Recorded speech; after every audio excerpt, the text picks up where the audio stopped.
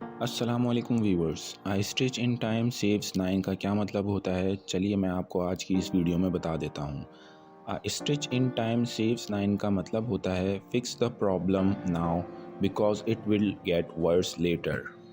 यानी कि अगर आपके सामने कोई प्रॉब्लम आती है तो उस प्रॉब्लम का सलूशन अभी आप निकाल लें या उस प्रॉब्लम को अभी आप सॉल्व कर लें, वरना तो आपकी प्रॉब्लम बाद में बड़ी होती चली जाएगी और उसको हल करना बाद में बहुत मुश्किल होगा, या उसको हल करने के लिए आपको बहुत ज़्यादा एफ़र्ट्स करनी पड़ेंगी बाद में। तो इस आई स्टिच इन टाइम सेव्स 9 का क्या मतलब हुआ कि कोई भी प्रॉब्लम बड़ी होने से पहले ही सुलझा लेना चाहिए। तो दोस्तों, आपकी इस बारे में क्या राय है कि कोई प्रॉब्लम बड़ी होने के बाद उसको सुलझाना चाहिए या कोई प्रॉब्लम खड़े होते ही उसको सुलझा लेना चाहिए?